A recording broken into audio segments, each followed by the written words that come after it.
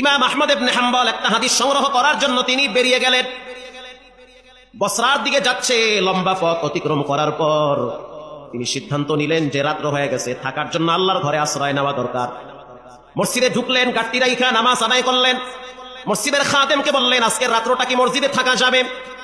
খাদেম স্পষ্ট জানায় দিলেন, না, থাকা যাবে না, কারণ থাকা নিষেধ। কারণ খাদেম তো জানে না যে ইনি হলেন এজিগর শ্রেষ্ঠ আলেম ইলমুদ্দাহার ইমাম আহমদ ইবনে হাম্বল। যে যারে চিনে সে তারে মানে, যে যারে চিনে না সে তারে মানতে চায় না, মানতে চায় না। গাড়ি লইয়া বের হয়ে গেছে। ইশারের নামাজ আর এক মসজিদে পড়লো। নামাজের পরে খাদেমকে বললো, একটু থাকার জন্য বারান্দাটা খুলে দাও। খাদেম বলল, হবে না, কমিটি বলেছে রাত্রিবেলা এখানে কাউকে থাকতে দেওয়া হবে না। খাদেম যদি জানতো ইনি হলেন শ্রেষ্ঠ আলেম, মসজিদে রাখতেন না, মাথায় করে বাড়ি নিয়ে যেতেন। কিন্তু খাদেম তো চিনে না। আগের যুগের আল্লাহওয়ালাদের ভিতরে কোনো ভাব সাপ ছিল না, তারা সাবাসীরা চলতো, মানুষ তাদেরকে খুঁজা বের করত। ইমাম আহমদ ইবনে হাম্বল সিদ্ধান্ত নিলেন যে হয়তো আমার জন্য থাকা উপযোগী না মসজিদ। মসজিদ থেকে বেরিয়ে গেলেন, হাঁটতে হাঁটতে অনেক দূরে চলে গেলেন। প্রচন্ড কুয়াশা, ঠান্ডার ভিতরে কিছুই দেখা যায় না। কিছু দূর যাওয়ার পরে তাকায় দেখতে আছে চুলার আগুন উপরের দিকে উঠতেছে। বুঝতে আর বাকি না, এখানে চুলা জ্বলতেছে, চুলার উপরে তাওয়া দেওয়া। এক যুবক দাঁড়ায় দাঁড়ায় রুটি ভাজতেছে। ইমাম আহমদ ইবনে হাম্বল কাছে গিয়া বললেন, ও যুবক, আজকের রাত্রটা যদি তোমার গরম চুলার কিনারায় কাটায় দেই, তাহলে কি তোমার কষ্ট হবে? যুবক বলল, না, কষ্ট হবে না। আপনি একজন মুসলমান, আমার চুলার কিনারায় যদি আপনি একটু ঘুমান, এটা তো আমার জন্য খুশনসিব। থাকেন আপনি, ভিতরে কম্বল আছে, আইনা দিচ্ছি, রুটি আছে, যত মনে চায় খান, আরামে ঘুমান, ফজরের টাইমে আমি আপনার ডাইকে দিব। ইমাম আহমদ ইবনে হাম্বল কয়, ও দয়ার মালিক আল্লাহ, এ তোমার কেমন নিয়ম? তুই মসজিদে গেছি, ধাক্কায়া বাইর করে দিছে, এখানে দেখি গরম রুটি আর গোশত লইয়া বয়া হইছে। এই জন্য কখনো ঘাবড়াইতে নাই। দরওয়াজা 10টা বন্ধ হতে পারে, 11টার বেলায় খুলে দিতে পারেন কে? কখনো ঘাবড়াবেন না, অস্থির হবেন না। চাকরি হচ্ছে না, বেশি টেনশন করবেন না, চেষ্টা করেন, ট্রাই করেন। আপনার রবের দরওয়াজা কখনোই বন্ধ থাকে না। আপনি উকি মারেন, অটোমেটিকলি ব্যবস্থা করে দিবেন কে? আল্লাহ তাআলা। ইমাম আহমদ ইবনে হাম্বল গাট্টি পাশে রাইখা গরম চুলার কিনারায় পিঠটা লাগাইয়া ঠেকনা দিয়া শুয়ে আছে। আর যুবকের চেহারার দিকে তাকায়া দেখতেছে, নূর ঝলমল করতেছে। নিজের হাতে পরিশ্রম করতেছে, রুটি বেলতেছে। হাত দিয়া রুটি বেলে, জিব্বা দিয়া বাড়ি মারে, কি পরে কানটা লাগায়া শুনতেছে, জিব্বা লড়ায়া লড়ায়া পড়তেছে আস্তাগফিরুল্লাহ। এটা পড়তেছে। এটা কি মনে করছেন আপনি? 20 কোটি টাকা দিলে যে উপকার না হবে, এর চেয়ে বেশি উপকার হবে একবার যদি কেউ ইস্তেগফার করে। এটা আপনাকে তো হেলায় খেলায় আপনি এটা নষ্ট করতে আছেন। আবার শুনতে আছে, জিব্বা লড়াইয়া পরে আস্তাগফিরুল্লাহ। রুটি বেলতে আছে আর পরে আস্তাগফিরুল্লাহ। রুটি তাওয়ায় দেয়, পরে আস্তাগফিরুল্লাহ।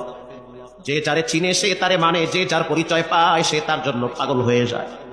যে তার রবকে চিনছে, জীবন চলে গেল ফজরের টাইমে ঘুমায় থাকতে পারে না। যে তার আল্লাহকে চিনে ফেলাইছে, যে মনে করে যে আমার হায়াতের মালিক আল্লাহ। আমার মতো অনেক মানুষকে রব্বুল আলামিন পঙ্গু বানাইয়া বিছানায় ফালাইয়া রাখছে। অনেক যুবককে গাড়ি অ্যাক্সিডেন্টের মাধ্যমে কবরের বাসিন্দা বানায় দিছি।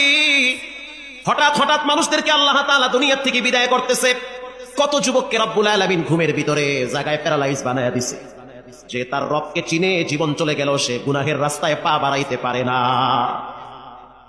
ইমাম আহমদ ইবনে হাম্বল তাকায় দেখতে আছে, যুবক রুটি ভাজে আর পরে আস্তাগফিরুল্লাহ। কাস্টমার দোকানে ঢুকতেছে, পড়তেছে আস্তাগফিরুল্লাহ, রুটি খাচ্ছে, পরে আস্তাগফিরুল্লাহ। কাস্টমার টাকা দেয়, টাকা ক্যাশ বাক্সে ঢুকায়, পরে আস্তাগফিরুল্লাহ। ইমাম আহমদ ইবনে হাম্বল আশ্চর্য হয়ে গেলেন, কৌতূহল বশত প্রশ্ন করলেন, এটা কোন তসবিহ? খালি আস্তাগফিরুল্লাহই পড়ে? এই যুবক, কি পড়ো রে ভাই?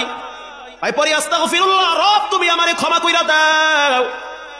এটা পড়িরা তুমি কতটুকু লাভবান হয়েছো? যুবক বলতে আছে, মুরব্বি শুনে নেন, আল্লাহ রাব্বুল আলামিন এই ইস্তিগফারের বরকতে আমার প্রত্যেকটা দোয়া কবুল করে নিয়েছে। আর আস্তে বাইতে গিয়ে কল সুবহানাল্লাহ। আপনি কি মনে করছেন সব দোয়া কবুল? আল্লাহ আমাকে মুস্তাজাবুদ দাওয়া বানায়া দিয়েছে। মুস্তাজাবুদ দাওয়া তাকে বলা হয় যার প্রতিটা দোয়া কবুল করেন কে? সব দোয়া কবুল। ইমাম আহমদ ইবনে হাম্বল গরমের শীতের দিন অস্থির হয়ে গেছে, বলে কি সব দোয়া কবুল? কিন্তু আফসোস, একটা দোয়া এখনো কবুল হয় নাই।